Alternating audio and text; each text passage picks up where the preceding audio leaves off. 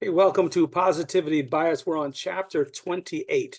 Chapter 28. And again, we're talking about, the idea of the mindset of making the choice. We talked about, Dr. Edith Eger's book on the choice and making a choice between the catalyst and the response. There's this opportunity in the middle to choose how you want to respond.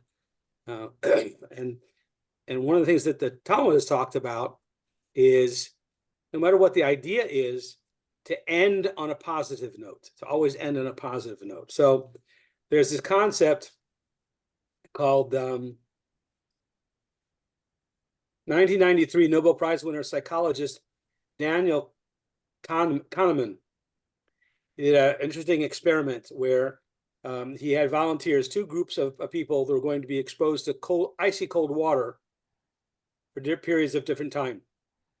First group was exposed to 60 seconds of 14 degrees water. The second group was exposed to 60 seconds of 14 degrees also, but the second group was followed by an additional 30 seconds longer, but in 15-degree water. And that final 30 seconds of slightly warmer water made all the difference.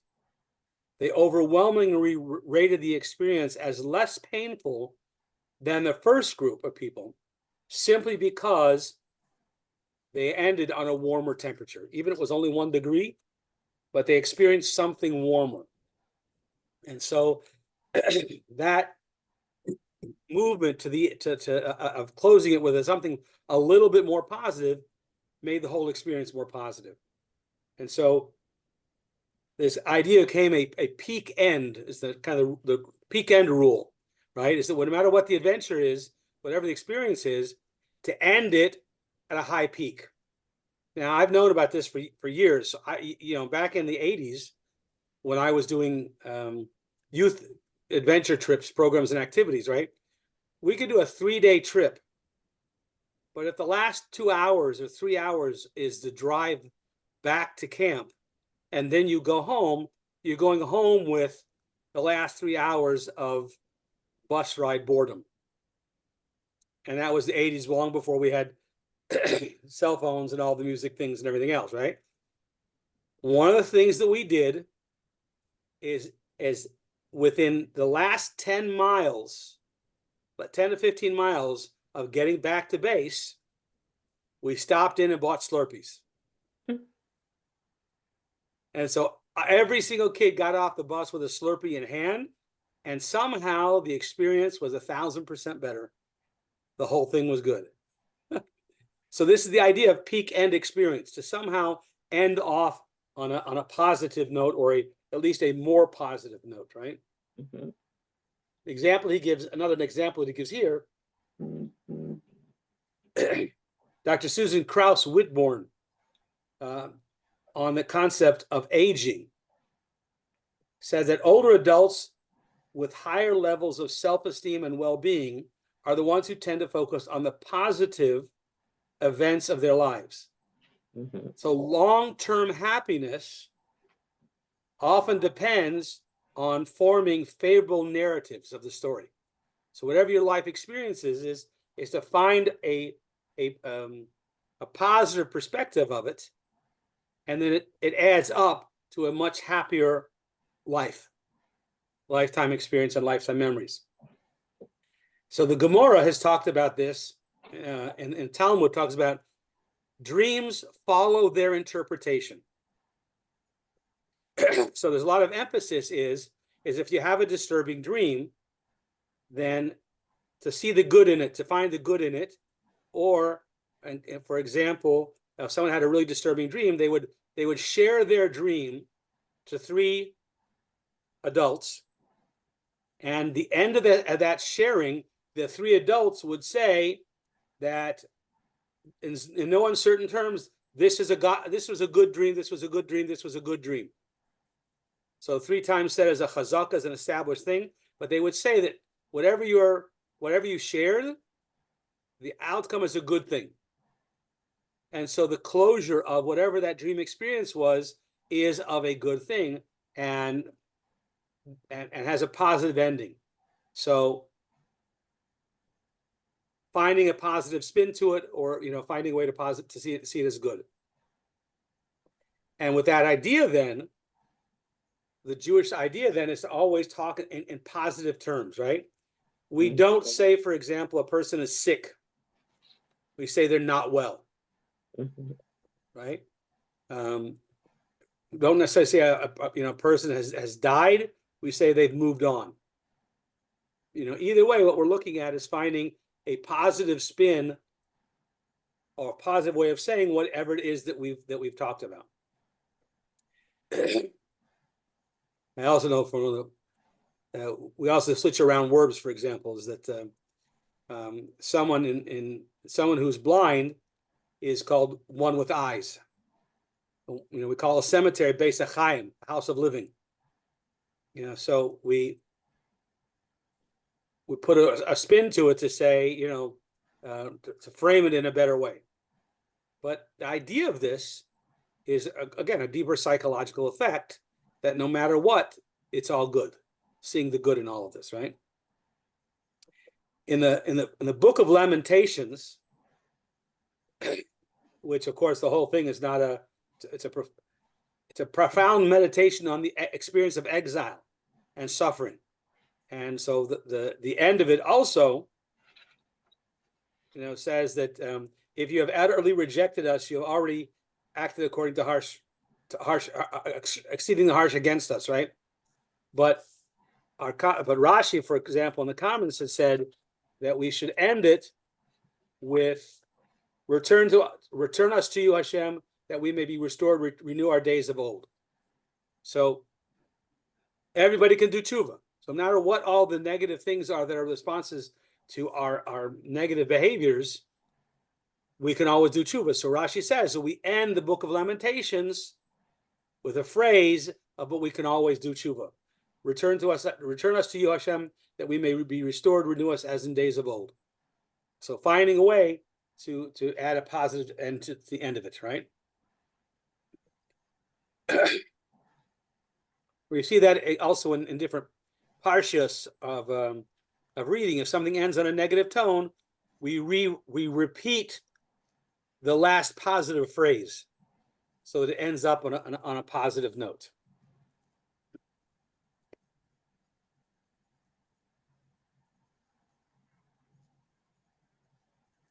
We see also in experiences with the Rebbe himself that we could have a very powerful farbrengen with a very weighty topic, but the Rebbe would always be bring it back around to the v'chein, and therefore what can we do about it? And it would always end off with something positive that we can do, because one of the worst feelings is when you're powerless, and that's the worst.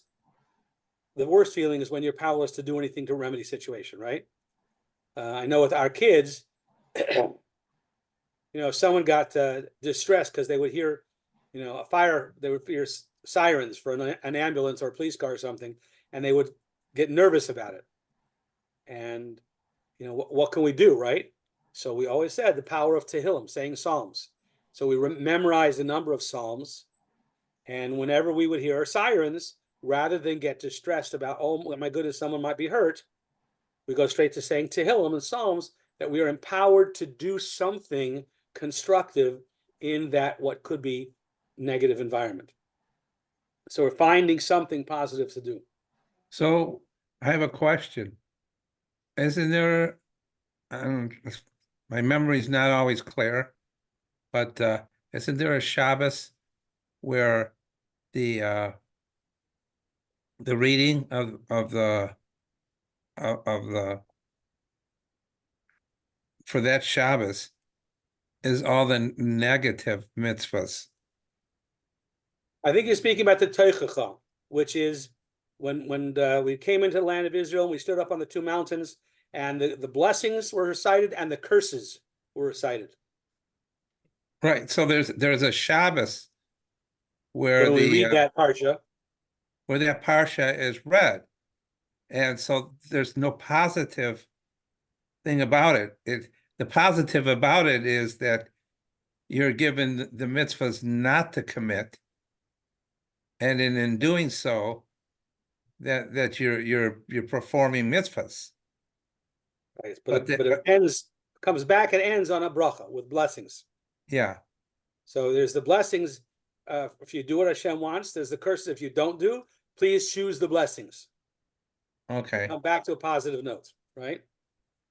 How far do we go on this one? So there was a time when back in 1973, Rabbi Leibel Shapiro and a team had been creating a new Haggadah with all the original text, but commentary from the Rebbe on the Haggadah. So it was a Haggadah that you could use, but it also had notes and comments from the Rebbe on the different parts of the Haggadah. Insights, Torah insights on the Haggadah. And they were finishing this up, but the end of it focused on the pain of a particular mitzvah, the pain to the child. And the Rebbe asked the editors to rearrange the text, not the original Haggadah text, but the commentaries, to rearrange it doesn't end on those words about pain to the child. So the editors had said, we can do that for the next edition, but the first edition's already gone to print. The Rebbe said, then make a stamp that says Lashana Haba Yerushalayim, next year in Jerusalem, and stamp every book at the end with a positive end. Lashana Haba Yerushalayim, next year in Jerusalem. So in other words, it's not acceptable to hand out that first edition that ends on a negative note. No, go better get a stamp and stamp every one of them.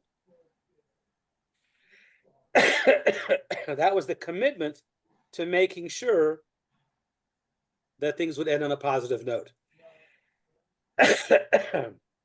There was another incident. So Chabad has a huge library. The Lubavitcher Rebbe has a huge library of old manuscripts and Jewish books from all over, right? All these different Jewish books. And that library is available for research. You can't check a book out, but you can go research and research things. So in this research library, a visitor had gone to the rabbi and was looking at a specific volume that had talked about the sad and final chapters of the Jewish history in Poland, a particular region in Poland. It had a glorious history, a glorious Jewish history of the Arba Aratzos, the four parts of the regions of Poland, but it ended on a very, very tragic note. And handwritten at the end of the book was Umasayim B'Tov, and we conclude with good.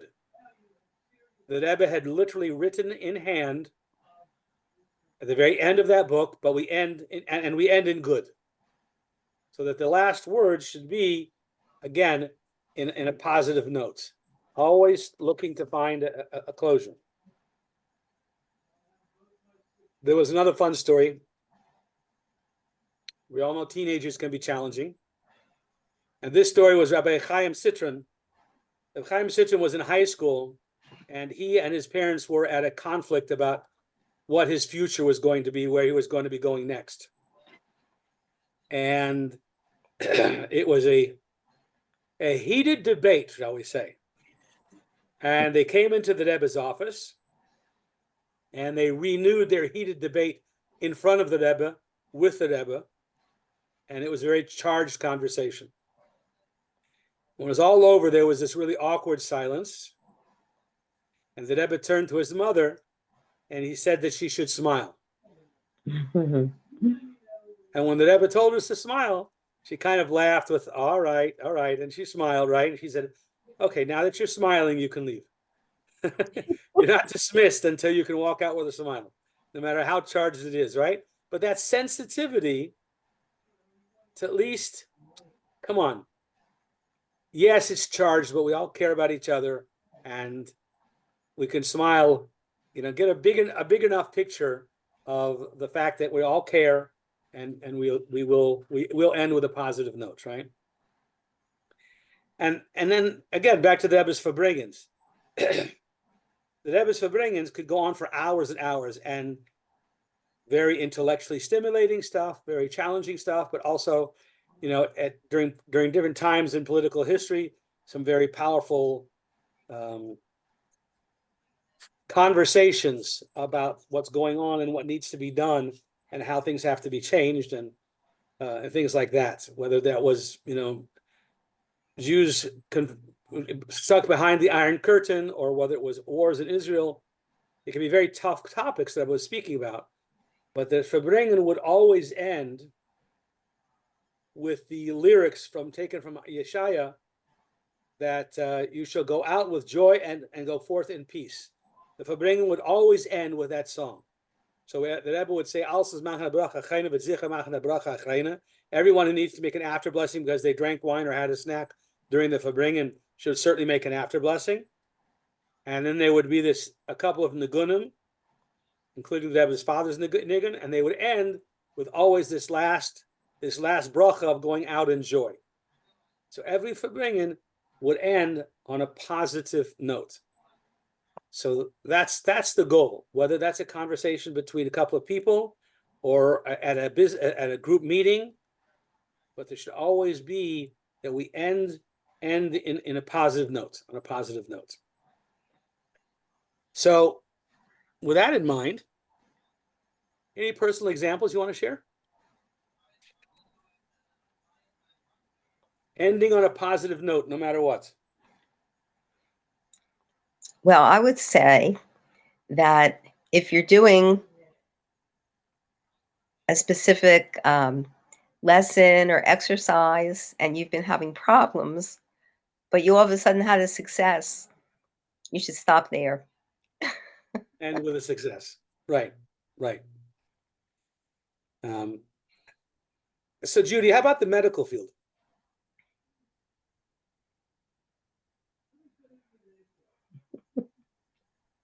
Many times,